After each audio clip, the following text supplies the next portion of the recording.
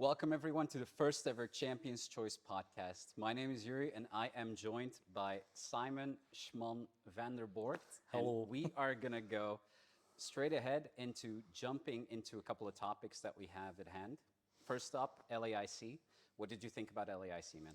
So, first off, LAIC for me was just stress all around because I was chasing a stipend. Oh yeah, yeah. So that was the awkward stuff. But from what I've seen from both VGC and TCG, the amount of players getting there was really great. For the VGC side, I'm very happy to see that Europe did a complete sweep in juniors, seniors, and masters as well. So Wow. I'm kind of Europe biased here. Yeah. I mean, yeah, first off, I think that LAIC was a tremendous step forward because it's the first Paradox tournament for Yep. TCG. So Miraidon took down the entire tournament Yep. by Juho Kalama, a Finn, which his brother Konsta Kalama took Yep. down Lil. Yep. And honestly, a very, very, very strong player, very good performance. Iron Hands, man.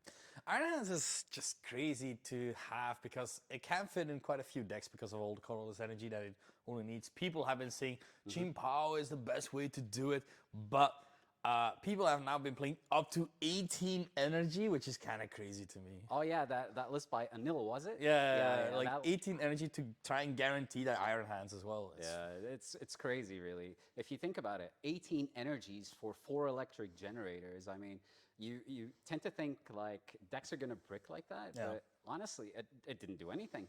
No. He was like 11th, 11. or Yeah, something. I it believe. did end up well still there, which is amazing to see on its own. Because like Miraidon, at first, when people saw this card come out, everyone was ultra hype. Oh yeah, Miraidon. That's free battle VIP pass there. You just have one Miraidon, just need one Nest Ball. You have all your electric Pokemon. Yeah. And then it fell off quite fast. But then the new meta came where like a bit more with the Raikou and the Raichu, where you still have them as your attackers because at first people were playing Reggie like Yeah. VMAX with it, but now just leaving all that behind. Go for the two pricers, consistency, and just path to the peak. Yeah, basically, Miraidon got pretty consistent with that. Just basically the Miraidon as the engine itself. You don't have to play a lot of Miraidon. You just have to get the basics out, and then it's basically a toolbox deck. Yep. You can either go for the multiple, you just farm the single prizes with Iron Hands, you take 2 prizes at a turn, or you just go with the one-shot tactic with Raichu, and that's basically all the deck needs to do. It's great to have because like Raichu, like the amount of acceleration that you have, and finally seeing a role for Mareep, like for Mareep and Flaffy, because a lot of people have tried a lot of things. Let's be honest with Flaffy. We have seen Flaffy box. We've seen Flaffy with Zoroark. We have seen Flaffy try to work with Rayquaza VMAX as well, but Yeah, it's never found his real true purpose. But now finally with Miraidon, it is able to just accelerate that energy. it seems to be working out right now. Another new deck that popped up was the Iron Valiant Entei deck, Yeah. which is also very interesting. That got 2nd place, lost to the Miraidon of Juho. Yeah. I think that deck has merits to perform way better in the future.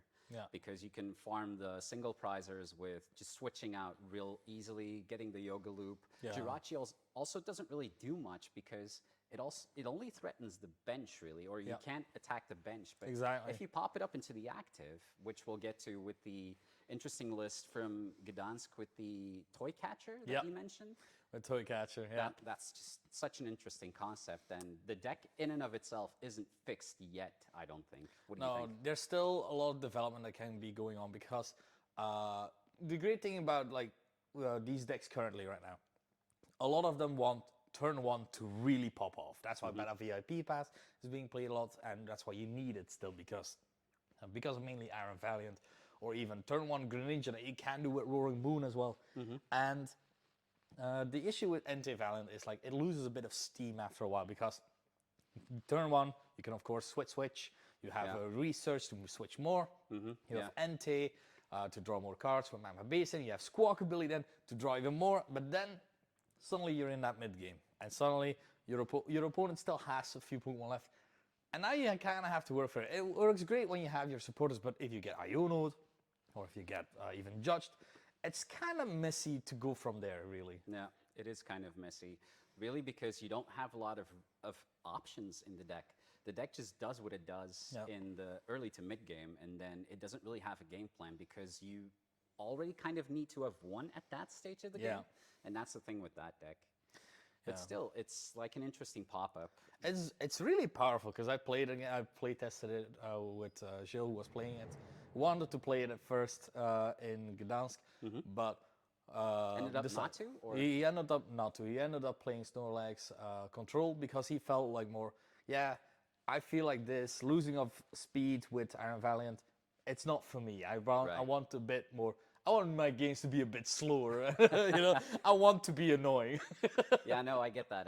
And Snorlax in and of itself is another interesting deck because we've seen it pop up a lot.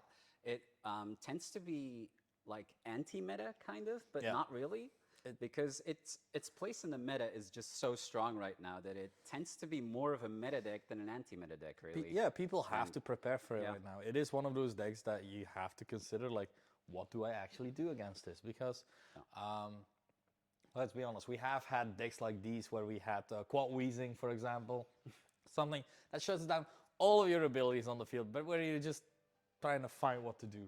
My phone is going off. Wow. All right, just a second there. We'll be right back after these messages. A few moments later. Yes, I use my camera as my phone as a camera. Don't judge me. But yeah, Snorlax right now is one of those decks that you have to respect because we have seen like things like Quad Weezing, which generally has been more of a meme, but like just shuts down some decks to a degree, really. And now Snorlax really having a lot of options with Counter Catcher, Boss's Order. It's just a crazy deck, really, because if you look at the entire list, I think the entire list has a lot of merit to be the top deck, the top contender, best deck in format, so to speak, because a lot of the decks are just not doing anything against it.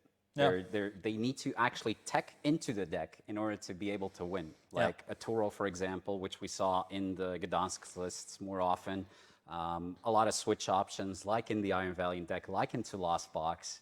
But if you don't have that, you just lose. Snorlax's ability is just amazing. Having block, just being able, you don't have to really do anything. You don't have to attack. Which the great part is you have that rune on V as well to just draw more cards, which is great on its own to have there. If your opponent doesn't play a lot of boss, a lot of switching, like a lot of the deck, not that many decks play that many bosses anymore. I feel as well. Like we used to see a lot of 4 bosses, for example, in like Arceus Duraludon. But right now, bosses like 2 off max. Yeah, I think decks also just want more options right now because decks are so streamlined, so to speak, that you really need. You have a certain strategy with the deck, and you really need more options to counter a lot of matchups because the meta is also so diverse. Like, if we look at the meta right now, I think when it comes to the meta triangle, we look at Gardevoir, Miraidon, and Snorlax Stall. I think that's sort of the triangle right now. I could be wrong. Correct me if I'm wrong. No, I think you're about right because Gardevoir does tend to be better up against that because most of your basics that you're putting down are able to attack, and like you are able to fill up your bench with only attackers as well, which is one of the things that not that many decks do actually have that option. No. I also think that Gardevoir doesn't really have a lot of bad matchups per se, so the polarization of the matchups isn't as strong with Gardevoir as with the rest of the decks, like Miraidon, for example. Bad match is yourself. Like exactly, just bricking. Yeah, basically your own engine can stop you, and that's where I think Gardevoir is right now. There's also the discussion on whether or not you play Battle VIP Pass because we've seen a very successful list in Gdansk pop up by Kiaran, I believe his name is. Yeah. 3rd place, very good player. I saw his match on stream. He made basically little to no mistakes from my perspective, and he played completely no VIP Pass. He played 4 Ultra Ball, 4 Level Ball, 3 Fog Crystal, 1 Nest Ball. That was amazing. Yeah, it is one of those things where Battle VIP Pass, of course, is an expensive card. It's seen as something that you need, which is only being able to be used at turn 1. But if you're a person that you know that you're gonna whiff those, honestly, play some more level ball. I feel that. Just play 4 nest ball, 4 level balls, 4 other ones. It is still a consistent way to get your Pokemon that you want, because you are about to get a lot of cards in your discard pile anyway, and you play Pal Pad, you have your Gardevoir to retrieve those energies. So honestly, might not have been the worst of options there in that regard. No, I think his list made a lot of sense. And also he played the Luminion to basically get every supporter in his deck. He also played a lot of one-offs, like Professor's Research, 1 Boss, 1 Avery, 1 Turo. So he could basically fetch anything with an Ultra Ball, which gives him more outs, you know? Exactly. So I think that was a very smart inclusion of the lists. And I think if you move forward to, like, for example, Stuttgart in the near future, like next weekend, I think you have to pay attention to a lot of Gardevoir lists, in the sense that Gardevoir can just take any game. Yeah, no, absolutely. Gardevoir just being one of those decks that is quite diverse and has the amount of options that it has is still great, because big attackers, you have reversal energy, you even have still have Zacian, you even have now the Screen Tail, which is quite interesting. You give it a cape, kill anything that's on the bench there. That you're thinking like, oh, this will be safe, this is 2 prizes, but no, they can't touch that, and then suddenly Screen, Yeah, exactly. Roaring Scream, baby. Yeah, and so LAIC on its own was very interesting, and a lot of people have come out talking about LAIC themselves, about certain judge calls and even like how the event felt to them. And a lot of people, a lot on Twitter, what I've seen is people unfortunately getting a bit unlucky, getting mugged or their phone stolen. Oh, really? Yes, quite a few things like that happened, and I feel it's hard to. Because like people were talking and riling up and saying like, oh, we should remove LAIC and give it to OCIC. See, in my opinion, OCIC should not have disappeared, first off. But I don't think replacing LAIC by OCIC is the call, because the Latin American community does need events just as much as OCIC does. Yeah, I do agree. Which is unfortunately rough. And of course, it is something that you would not like to be in a place where you're able to get mugged or even have those bad experiences. You don't want that. I agree. Like, Pokemon events have to feel safe, you know? Yeah. Yeah. So from an organizer's point, it's to them to try to make the event as safe as possible. But taking away LIC is the wrong call to make. Yeah, I think you're right about that. LAIC should definitely stay. Maybe they should change location a little bit, but like you can't just go out and just scrap it. No, I agree, because there are places that it is safer to host, which Poco Company should definitely, or TPCI should definitely take a look at and try. Of course, it is within the bounds of the limits, because what happens outside event, you can't really control that, which is unfortunate, but like, it's good. I feel it's good that Poco Company would address this and just say like, we are trying to do our best to keep this event as safe as possible and keep our players safe as possible. Yeah, yeah. Also, coming on to that, I think there's an interesting merit to talk about Tord Recklef in specific, because he got disqualified in the event. Yeah. So as far as I can tell, when I saw the Twitter arguments, is that he got disqualified because of pace of play. Yeah. It seems very odd to me, because Tord has some sort of a history of taking slower decks and taking his time to actually think about moves, think about what his actual game plan is. So it basically struck me. He plays as within a the surprise. Well, he plays within the rules of the game. That's just it. It's don't get me wrong. It's clear when he's trying to extend the time, because he does actions still, but the actions are still they do change the board a bit. Even though he could have done that quite faster and stuff and things, it is still a skill to think about the timer as well. Of course. But now with what seemingly happened at LAIC, he wasn't talked to for his first warning or his second. It was just noted down between judges. And, really? 4 judges were watching Nothing him. at all? No, there was no communication about the first time apparently. Is what he put in his tweet longer, his images on his Twitter. His basic statement. Yeah. where he said like I wasn't told anything about my first time, and until I like the first time he was told was when he was disqualified, which I feel is weird to do because like I feel like the most common sense of judges would be to tell that because like Of course. yeah because like sometimes players do take a bit more time because well they're new or they don't realize it always because like sometimes you're really lost in your the maze that is your mind where you're just stuck in your play like I don't know what to do but and that is the perfect opportunity for the judge to say sorry, could you increase your pace of play, please? Like, of course. Just give him a warning. Give because him like a heads up. yeah, exactly. Because apparently there were 4 judges watching him, and 4 judges apparently said the same thing, like agreed to like warn, disqualify, and I'm like, why not talk to the man? Exactly. Exactly. Like he would have, Communication's like key. we've seen this because like that is also like what we've seen in Gdansk when he was on stream. Oh my God, that man was turbo torting all the time. Like he was just. Oh, you want to see fast? It was going all like ninja jutsu. Like it was going really fast, but it's just a showcase. So I feel like the judges made a mistake there. Tort is, don't get me wrong, I would not love to play against Tort if he like extends the timer like that. Would feel shit for me, but like he's still playing within the limits of the game. I don't like playing Snorlax stall either, but they're still within the limits of the game. So it's Exactly. nothing really you can do about it. But yeah, just a sudden disqualification is something that's just not done. It's just not done, and I think that if you look at the total, the thing that happened, I think that there's a lot of opinions. You don't know what's what. Like, yeah, exactly. You've got to give everyone the benefit of the doubt. The judges, Tord, like.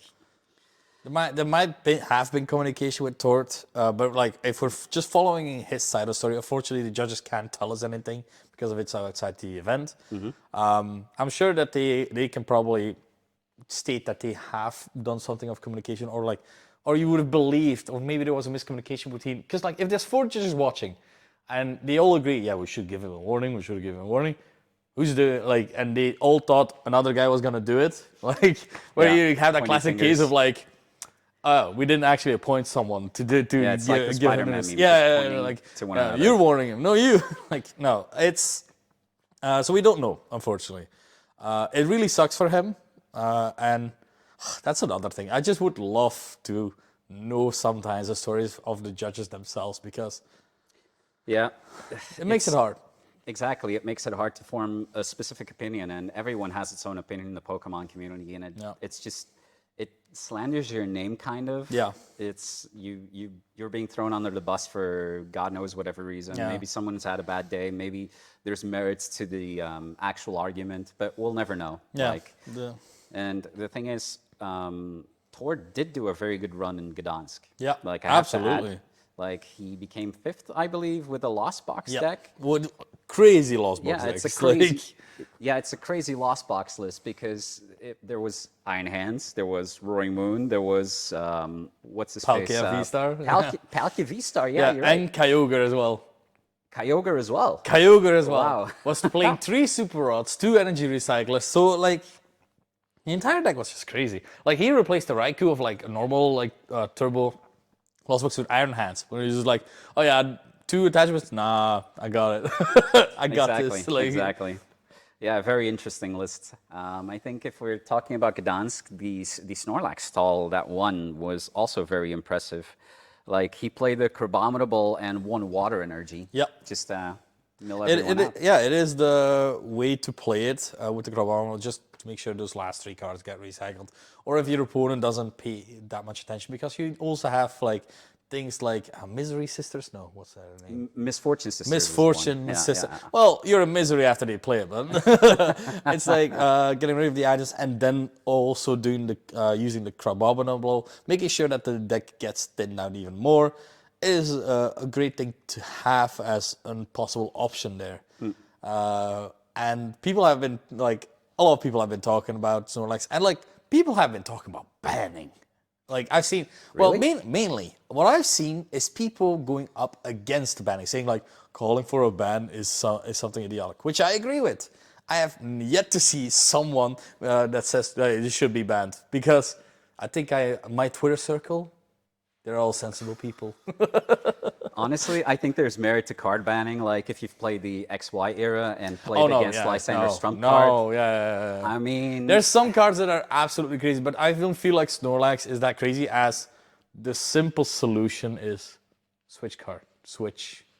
Like, there are outs to the deck. There's just quite a few outs. Like, it's not as if like, because like I feel like a lot of the decks are already quite tight to say. So the people are arguing for banning because some decks are quite tight with like the amount of cards that you have, and then having to put a Turo in or another switch or something, which might be harder. Like them thinking to themselves, yeah, this makes it way harder.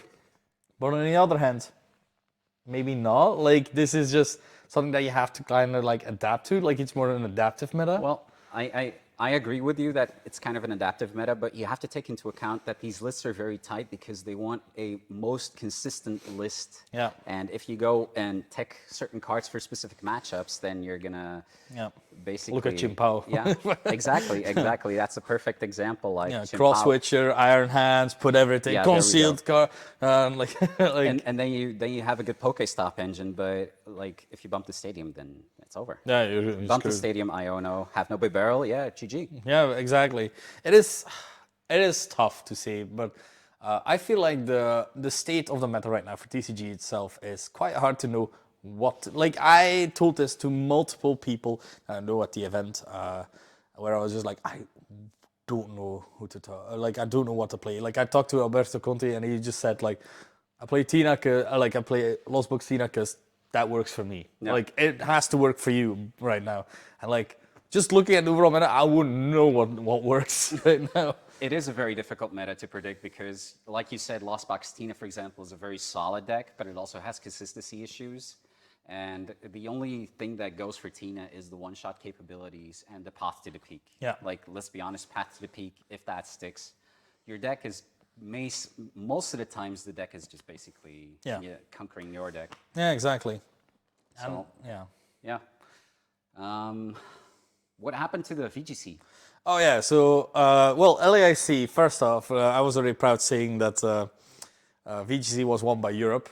It was Marco Silva, which is an Italian player, and like I have to say that guy is crazy. Like he's crazy good. First off, okay. But he also just recently made a Twitter post where he was saying, like, I'm not gonna up my prizes. I just won an IC. I'm not gonna up my coaching prizes.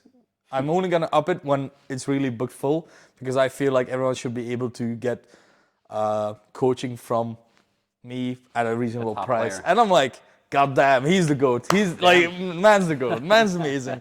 I mean, you'd think people would see this as an opportunity to up their price. Yeah, no, absolutely. Yeah. Like, I think that's frame one what most people would do.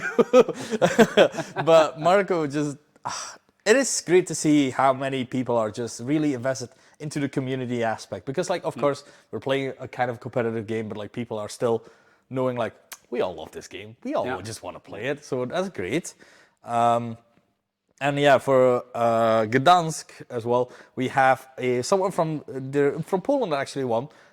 No, wait, sorry, excuse me. It was Poland, that was the TCG. For VGC, it was Finland that actually won. Oliver Eskelin, which was able to win. It was up against Samvi Zanvito, which won in Lille. That guy won in Lille, got second place, but this time got second place.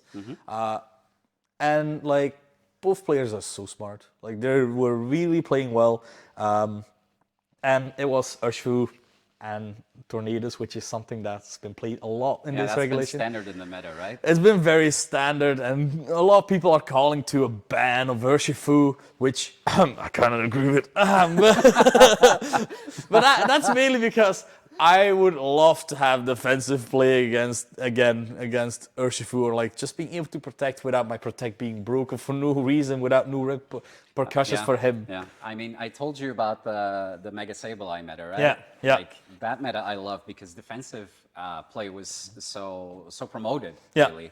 And yeah, I basically like that meta. There's still options for defensive play, but like protect is such a big thing about the VGC where you're able to like stall out a rain turn, like or trick room or tailwind, which is so important. Switching basically. Yeah, switching, like, and it makes it hard. Because if you have a flying type Pokemon next to a water fighting Pokemon, which, the water fighting Pokemon just does not care. It's just like, oh, you intimidate, you lower my attack. Unfortunately, I have a move that always crits, that just ignores that. Oh, you're upping your defense. Unfortunately, my critting move doesn't care. I have a feeling you're talking about Urshifu right now. Yeah, you have a lot of hate for this Pokemon. I generally do not like this Pokemon. It's like if I always talk about like a nerf, because like I feel like what he does is in a regard fine. As his ability, he can go through protect, but I feel like it should be scaled down the damage. Like it used to be like that. For example, in Dynamax meta, where your Pokemon grew all big and strong, where it went into protect, it still did damage with protect, but 1/4 of the normal damage that it would give. Also, it didn't block it completely. Didn't block it completely. And the generation before that, Z-Moose, same thing. Really? Yeah, so I'm like, I missed a why don't they just do that with Urshifu? And I'm like, just do that.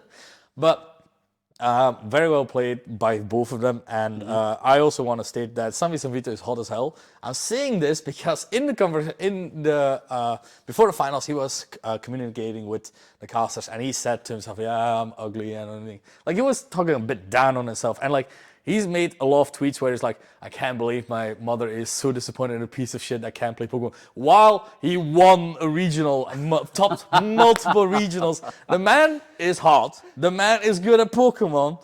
He should be proud of it. Yeah, bro, if you're not proud of you, I'm proud of you. Like, that's what I'm trying to... Hisuian Arcanine won another regional. People are saying, like, because Hisuian Arcanine has now won 6 regionals since Worlds. So... it's been popping off. It's just a very strong Intimidate Pokemon, right? It's a very strong Pokemon, and Rock Slide. Rock Slide go brrr. Yeah, makes you flinch and goes brrr. Yeah, exactly. It's a great tool to have, especially on stab and with an Intimidate Mon. It's something that, It'll just keep going. It'll just do its work. Yeah, it'll just do its thing. Yeah.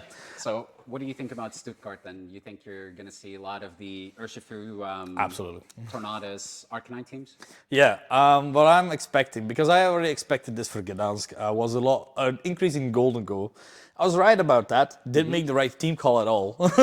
Because I played Snow and Snow, which is very weak to Steel types. Golden Go being a Steel type that has a move with Make It Rain, hits both targets. So super effectively. Not the greatest of goals.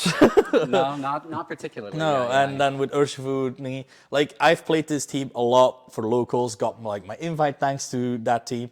Congratulations. Thank you. But immediately I felt like something was off. Something was off. I didn't feel like the team was going to perform well. But Gilles, who's told me, changed his deck list, said like, oh no, you shouldn't change your team now. Like you've been playing that, because I didn't have time to practice, unfortunately.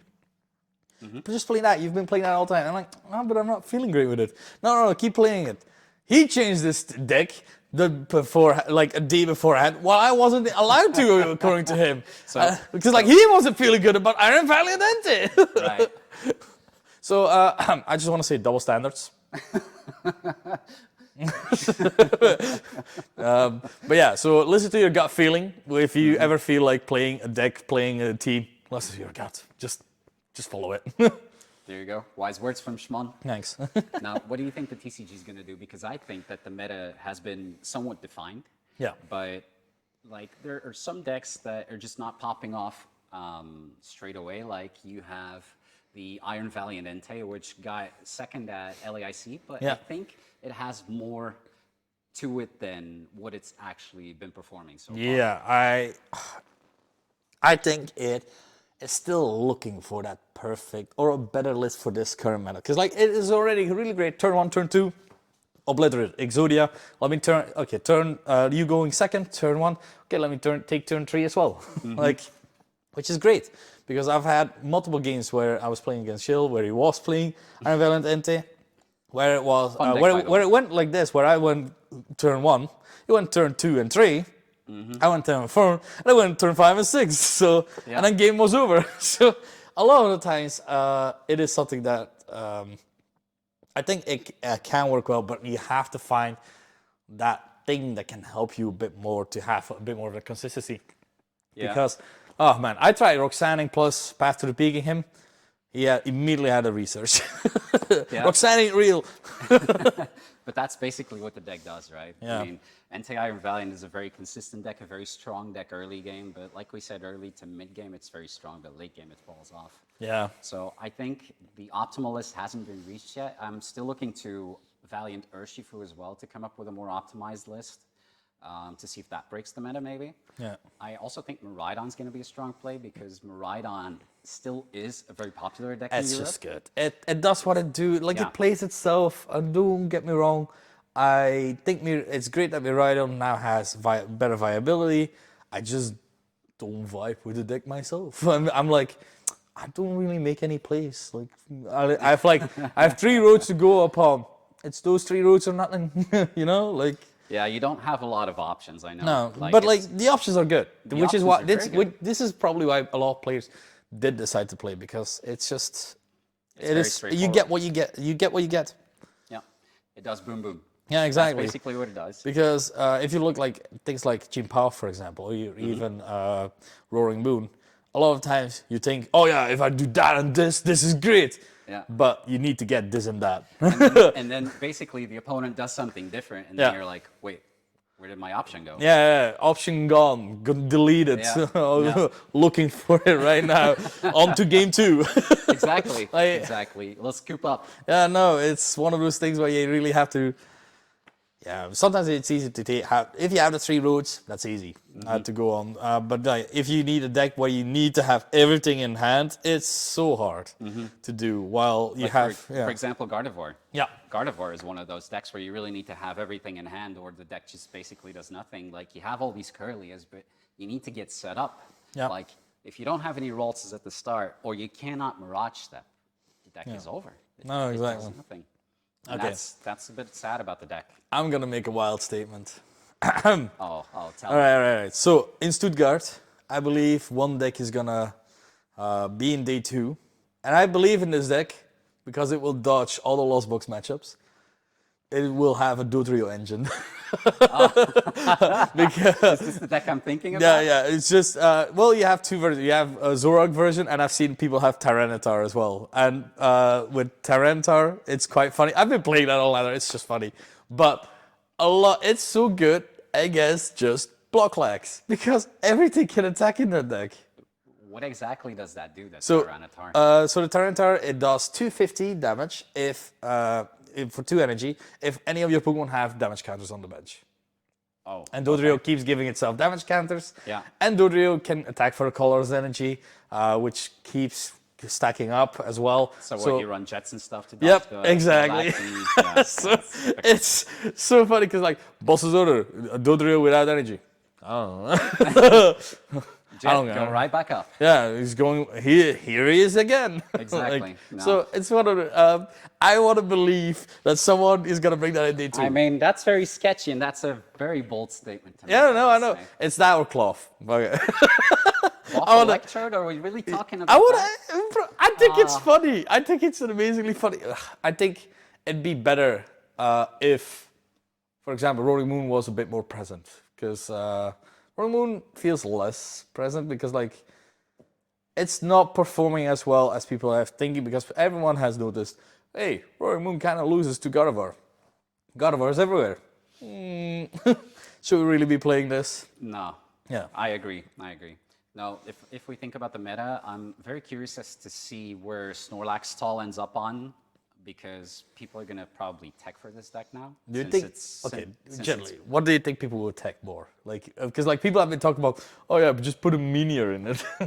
Minior is not good enough, I don't think. No, I think- because it needs a lot. It needs Tool Jammer. It needs an energy, and then it can go to the front and defeat any Snorlax. Sure, but that's the thing. You need the Tool Jammer as well, and the energy. Yeah.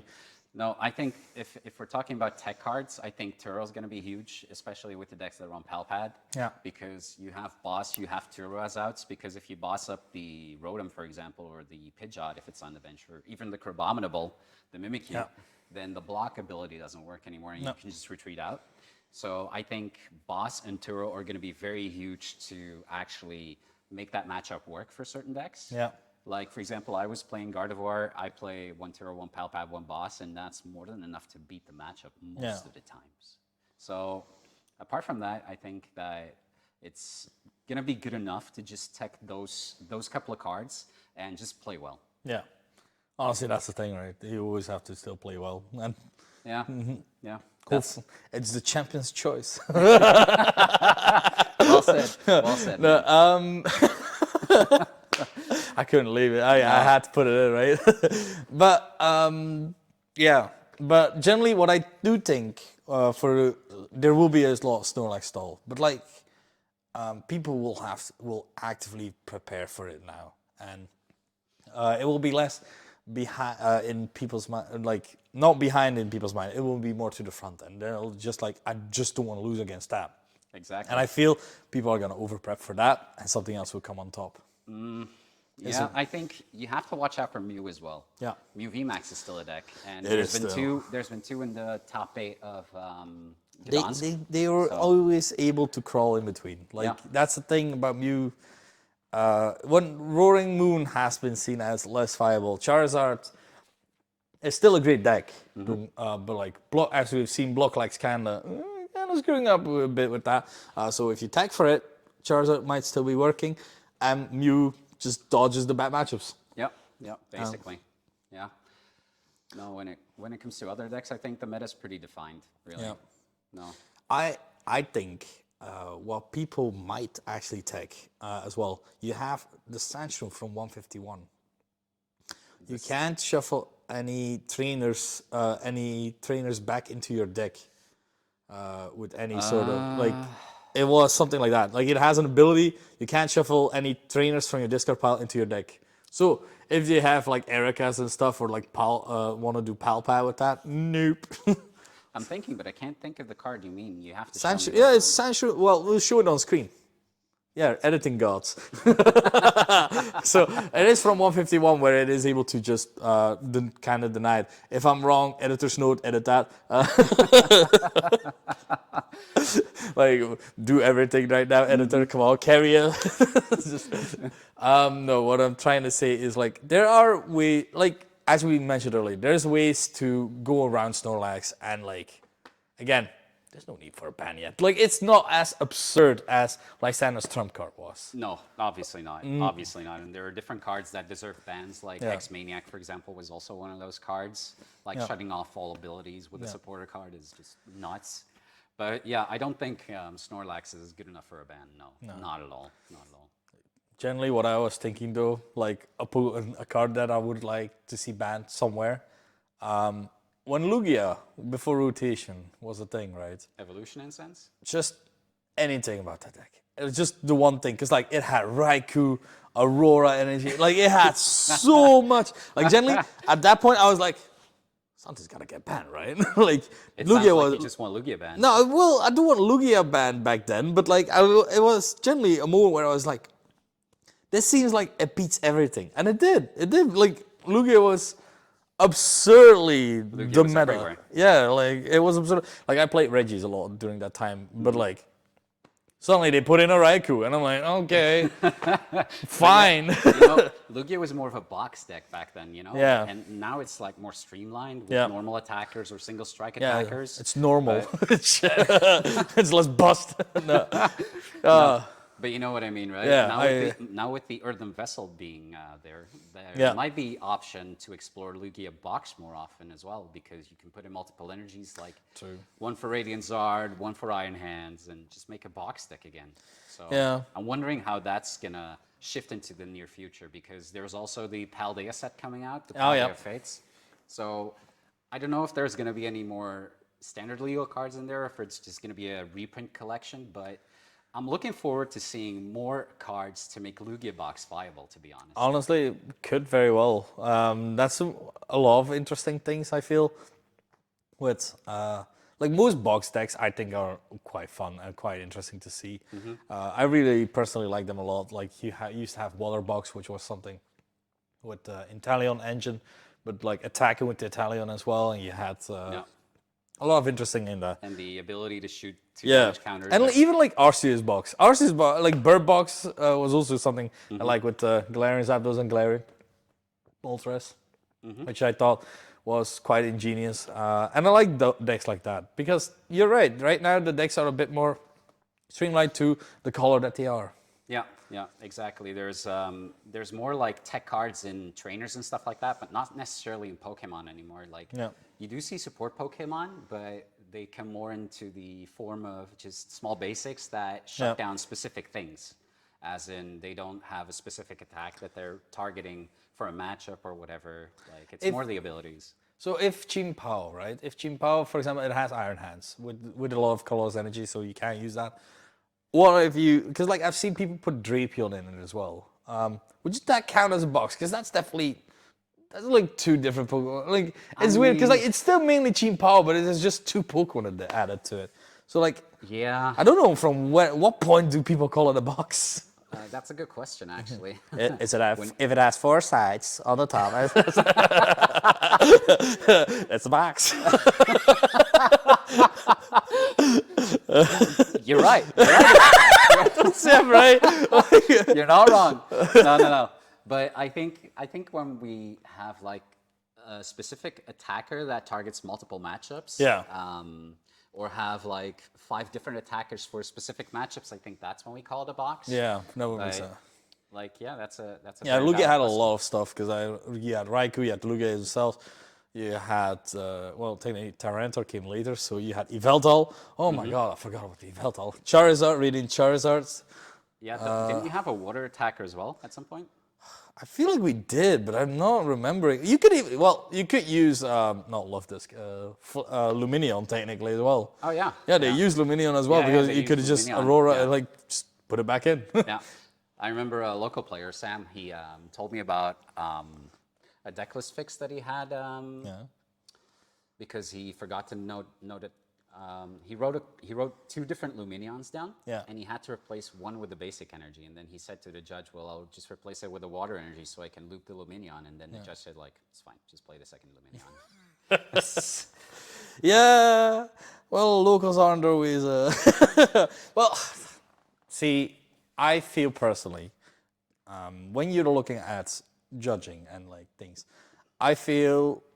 Most of the Pokemon drama comes from the TCG side, no cap.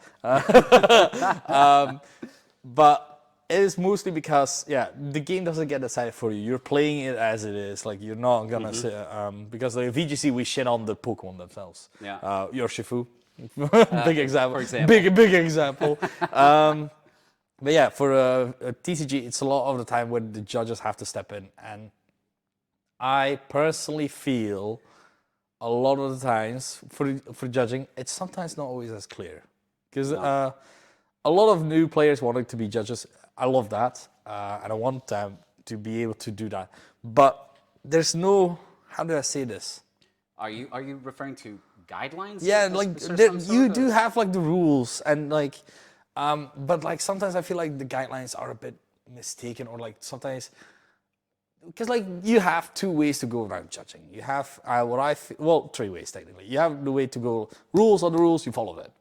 And then you have a bit more of a midway where you are trying to see like, okay, what actually happened in this particular situation? How can we adapt? And the 3rd way is just not giving a damn and just like, oh yeah, he played Luminion with Nesball, yeah, do it.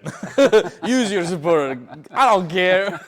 No, things like that. But I personally am more an advocate of part 2 because let's say it is hard to say, because let's say for an example, we're playing and you have taken 1 prize of me and you just Iono'd me and you ended your turn.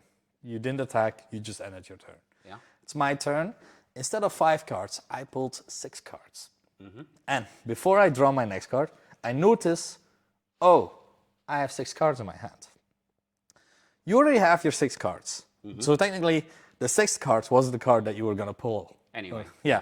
But technically, you have pulled a card too many during your, like, when your opponent played Iono. Yeah, so you have more information as to the game, but you weren't able to interact anyway. Yeah, so it's like, in situations like that, and like, I feel like sometimes people aren't looking at that. And I feel that's unfortunate.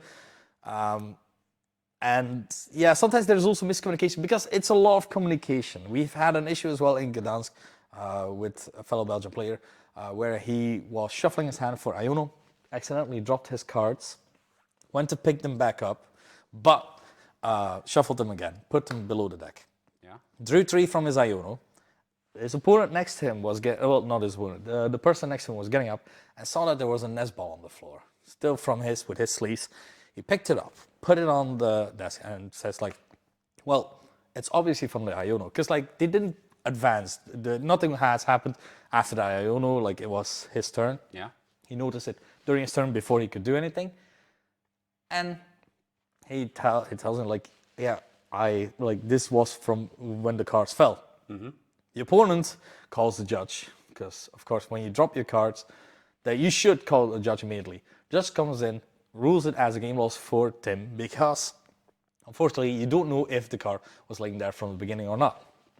Right. So it is sometimes where a smaller interaction change would have completely changed that. For example, if Tim dropped his cards, immediately called the judge and said, "I dropped my cards. Could you please pick them up?" Or like, "Can I pick them up?" The judge most likely would say, "Okay, I'll pick them up. You can pick them up." Yeah, and it wouldn't be a game loss for him. Exactly. Then it would just be a warning of some Which is sorts, or, unfortunate in that situation, because like just as well that Nesball could have been there the whole time, but like context clues do manage to give you the idea that no, obviously it wasn't just lying there the whole time. No. So it's just unfortunate sometimes that things like that can still happen, and like I want judges and players to be able to try their best to like be able to play the game. That's just it. Yeah, I also have the feeling that people sometimes just try to rule shark. Yeah. And that's a little bit of a bummer, because you know, there's a lot of money on the line for regionals. Like you can win like 10,000 euros or some sorts, 5,000 euros if you top, and it's just basically that, the pressure and the added value of your opponent getting a game loss, you getting an easy win, that just makes the game a little bit toxic when it comes to that. Not saying that the game is all toxic.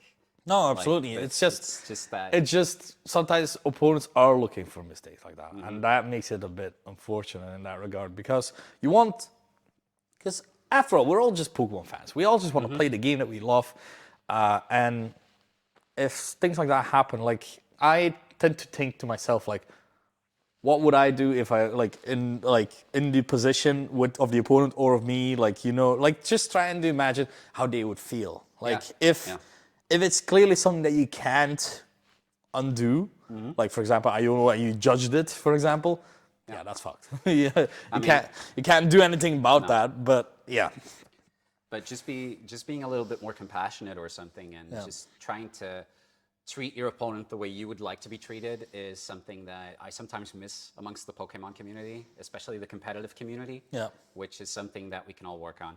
No, absolutely. I do believe that we are a strong community and we can definitely get past things like this, because sometimes the drama isn't really all that needed, and sometimes we just gotta think a few times before we see anything. Basically. Yeah, and do any actions. But yeah. So if you drop your cards, be sure to call a judge. Yeah. Quite important. Yeah, exactly. No, it's just one of those things where I would love for players to be able to keep playing. And the rules, you have the rules, and sometimes being consistent at the rules is hard sometimes as well, because of conflicting things that they tell you. Like for example, sudden death and the difference between sudden death and forgot the other thing. Tiebreaker game. Oh. Yeah, because for sudden death it is one prize card. Yeah. Which is. And the tiebreaker game is like taking the first prize. Yeah. Card. Yeah. And like you can get Iono 2-1, for example, and like that sounds terrible. Like where I'm like, maybe you should look at the rules again. Like this feels like kind of strong to be able to do on your turn too. Like, okay, I said everything. And then pass to the peak on top of that. Oh, could you imagine like having a Squawkabilly and then Iono and then use a Squawk as well? Oh my god! Naughty. Just take a Squawkabilly and put it in. No, but yeah, sometimes the rules the rules are the rules. Don't get me wrong. I just feel like sometimes it is better to act in a way that is compassionate and that you're actually actively trying to listen to your opponent, to the judge, to just everyone around. Yeah, yeah. Because like that's the thing for TCG. It's mainly playing with each other. While VGC, it's a lot the game. You're basically looking through a virtual console instead Yeah. of looking at a person. Or Yeah, looking exactly. at the I'm board hitting or- that guy on the field right now across from me, but the guy playing it, no, it's okay. It's cool. We're cool, man. Like you play it well. I didn't predict that at all, but oh, you Rockside flinched me. Oh, that sucks. I'm not angry at you. I hate this game. Yeah, it happens, but Yeah. it is sometimes hard to separate the anger from things like that, and Yeah, I do agree. because like I'm not like sometimes have issues like maintaining serenity. Yeah. Sometimes I'm also like, please don't talk to me anymore. I just want to leave. Yeah. Like maintaining your composure is probably a huge thing Yeah. about the trading card game as well, because you can have those angry moments, but Yeah. it's not always your opponent's fault. No, so- exactly. If you Roxanne them and they pull up a boss, cut their deck then. Hate the game, don't hate Yeah, the player. exactly. Well, if their deck is only existing out of 4 bosses, yeah, okay. Can't enough, get angry fair then. enough. No, but yeah. I feel like that is one of the things that is quite important just in regionals. Because like I had a great time at Gdansk. Gdansk, like even though I absolutely bombed, lowest point of my career, so to speak. I started the day 0-3, which is abysmal. Like That's not like you. no, I've never done that. I started 0-2, never 0-3. Oh, it started like even from the beginning, from the first time I played an event, 0-3 was like a new low for me. Luckily, I had like some top players that were also like very low. I was like, oh, so maybe it's not only just me today. Because like I had like a few top players from VGC were having that issue. And I felt really down, and I said, well, tomorrow there's the MSS, let's play that. So I went 0-4! Oh, wow, dude. So I did go 0-4 there, but honestly, I have fun, because like at the end of the MSS, my opponent didn't show up, and Right. a lot of opponents didn't show up, of like the 4 people in the bottom tables. We all came together, we played a metronome battle. We played a metronome battle where we all did a multi-battle, played a metronome battle just for fun, and people were gathering around from the MSS looking at us playing a metronome battle, which was just fun. And like, that's why I really enjoy Pokemon, because like even at the bottom tables, like I've been at the bottom tables plenty of times, never at 0-3, but which is still fun, because I even had a guy when I was like at the last table, which was a kind surprise one. He said like, yeah, this is my first event and I'm only playing Pokemon for a month and I don't quite get everything yet. That's fair. I gave him some advice. I generally like on his team, I like tell him, okay, if you do this and that, you can win a game, like do this, that. And like he didn't know how Terra worked, or like who are Snorlax and his Sinistcha. And I gave him some advice. Man, after losing against me, he won 4 matches after that. Really? He won 4 matches after, and then only Wow, lost dude. 1 because he got hacked. And I'm like, he came back to me and I'm like, bro, I did so well now. And I'm like, damn. wish that would be. No, but like he had to. So he went 4. He went 4-4. I still went 5. I went also 4-3. So like no 4-3. I also went 4-4. Yeah. So where can people find your coaching services? Twitter. me tweeting out ban Urshifu. That's the coaching. No, I'm not doing any coaching or any of the sorts. But like, I'm very happy because I got my invite and I absolutely bombed this event. But I'm actually gonna prep for Stuttgart. Like Stuttgart, I'm never gonna do like that run. The 0-4 run, that was a low point. I'm never going to back there. I don't want to go there. I love the Never going people. back I there. love the people there at the bottom of the well, but I ain't going there. Like those people better meet me on top. Like I felt terrible, but like I really still enjoyed it. And Gdansk was a beautiful city, and the drinks were mega cheap. Really? We had dinner with 8 people, and we had all had a huge pizza, Some people had two types of food. We had beers. Everyone had a shot. Like drinks, and I only paid 130 euros. Like What? that was cheap as hell. Are you kidding me, dude? No, it was cheap as hell. So I'm like, let's do a regional here again. Because afterwards I went out to drink more and only spent like 30 euros max, and I got wasted as hell. I mean, I wasn't sure about Poland, but I'm sure now I'm going. No, generally Poland, it was really good call. It was really fun. So 100% I recommend it. Like, there was even a Christmas market, there was snow, it was just nice. I even had some strippers come up to me asking me if I want to go to the strip club, where I replied, no, I have to play Pokemon tomorrow. Best reply ever. It's just, Best reply no. ever. It's funny, because like at first he was like coming close to me and like, hey, and like, you want to have a good time at the club? And I'm like, no, I can't. I have to play Pokemon. That's stupid. But yeah, generally, if you haven't gone to regionals yet, do so, because like... Yeah, people definitely should. Like, I think regionals is an experience in and of its own. Like, I went to Lille personally. I played Zoroark Box, and I really sucked. Like, honestly, that deck, I'm never touching that deck again. Man, it's so fun though. I like Zoroark Box. It's fun. Yeah, I like Zoroark Box too, but you know, the deck just maybe beats not for a itself. regional. Maybe not for a regional then. Yeah. Yeah, that's just it. Yeah, I'm not making that mistake ever No. again. No, but I think like regionals in general are such a unique atmosphere. You need to really experience that. And if you haven't, just go ahead and subscribe. Like, honestly, like Liverpool's gonna be open in 2 days, 3 days. Yeah, on Wednesday. Yeah. Yeah, so You can sign up on Wednesday. Probably this video will probably be up already. But there's a lot of spots for Liverpool. yeah, honestly, Like honestly, TCG, 1,800 yeah, people. 1,800. And like 900 people with VGC, we're never getting there. But I want it to be filled up. Like, that's a great feeling, because like that's what when I started with like any regional, I signed up a week beforehand. Yeah. And it was great because you were like, oh yeah, I can go to the UK to play an international. Oh yeah, I'll sign up a week beforehand.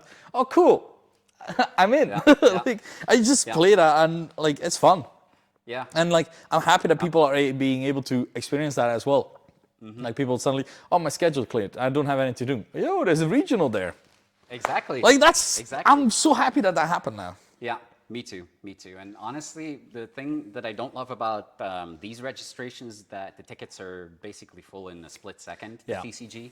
I think VGC has a lot less problems with that. Oh yeah, right? absolutely. Like, I signed up 2 hours late.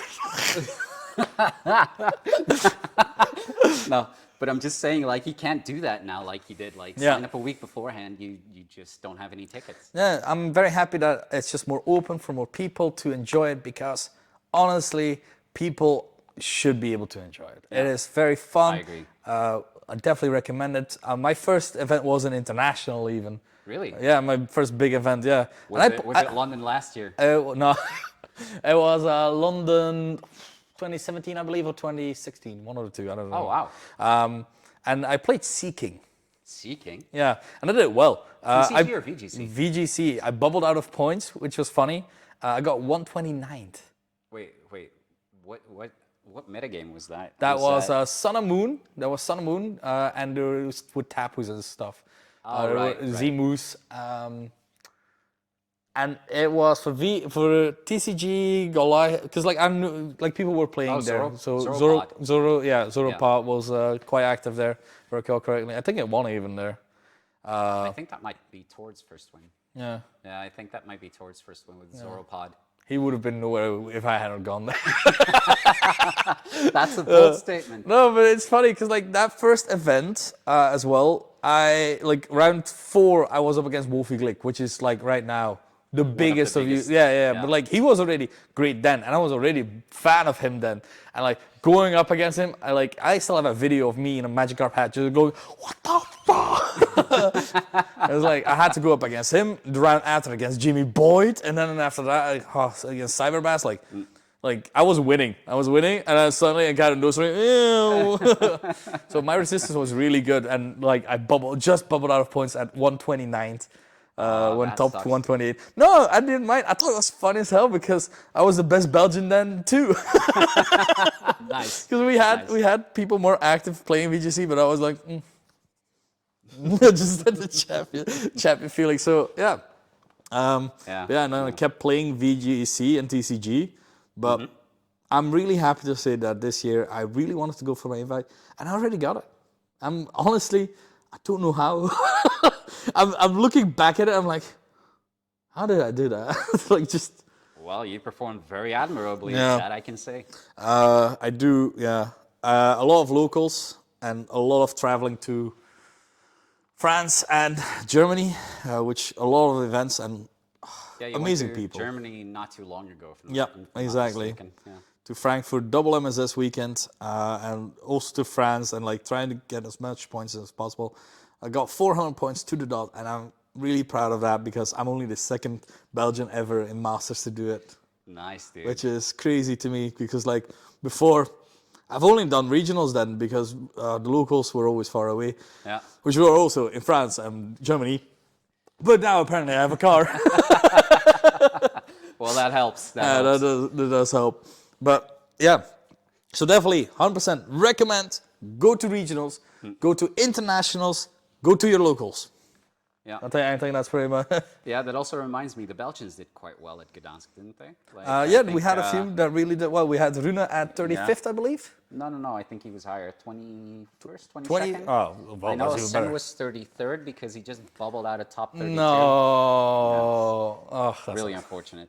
But, like, it's an admirable position. Like, Yeah, of course. top 64 Still. is really, really good. He played Maridon as well. Like, He hated good play. I remember he just saying like, I don't like playing this. Like I'm just doing things and it works. I believe the exact words that he used, like it feels like I'm playing Pokemon Live, where I click the glowy card and it does, and it does it for me. I mean, Yeah. It did what it does. Yeah, it did what it it did what it does. That's a great thing about Miranda. So, final call. Stuttgart, what do you think? What's gonna win? TCG. Honestly, I think people have to watch out for Gardevoir because Gardevoir is still a very solid deck. And I think in the right hands that it can really do great things. I also think Tord's new list is something to watch out for because being able to accelerate with Palkia is very, very powerful. Even though it's lightning weak to Miraidon, you just don't have to bench it basically. Yeah. And it also gives you the option to get Greninja out more consistently as well. Yeah, So exactly. I think that the Tord list is very, very good. And I also think that Mew VMAX is something that It's always goes there. under the radar 24/7. I actually wanted to say Mew VMAX as well, so I'm gonna say Mew VMAX is probably gonna showcase its power once again in Stuttgart. Is what I feel. Yeah, honestly, I think that if I were to pronounce a winner right now, I think that Gardevoir would be my top pick. Okay. I think Gardevoir would be my top pick. I actually said Snorlax Tall was going to win Gdansk. Yeah, you said that earlier. But we'll edit that out. It's fine. No, but now after talking a bit more, actually, Snorlax ain't that good. I know what you mean. So yeah, Gardevoir is gonna take it for you. I think Gardevoir is going to take it from me, yeah. I want to see Hisuian Arcanine still win for VGC, but Urshifu can go eat a crate of blackberries. Yeah, sure, let's go with that. That's what this is why I do improv. No, I genuinely hope Tornadus Urshifu does not win once, just to showcase that you can build original teams, I believe, please. Yeah, honestly, if I think about VGC, I'm not too knowledgeable about VGC, but I saw a clip that Wolfie did once with a Snorlax Sinistcha team. Yeah. And I just love Sinistcha ever since then. So I hope Sinistcha wins. Okay, honestly, that's a fair call. Like, there is a good team right now with it as well. Really? Yeah, generally. I'm rooting for that, man. I'm rooting for that. All right. I think that's about it. Let's wrap this up. Thank you for watching our first ever podcast, and we will see you all later. Got anything to say, Simon? Big shout out to TCGShop because we are recording here as well. It is also uploaded on their channel. You can always visit the site, order anything that you want, any TCG related stuff, even plushies. And of course, we both of us tend to play here quite a bit as well. Yeah, we do. So if you're ever around, come on over.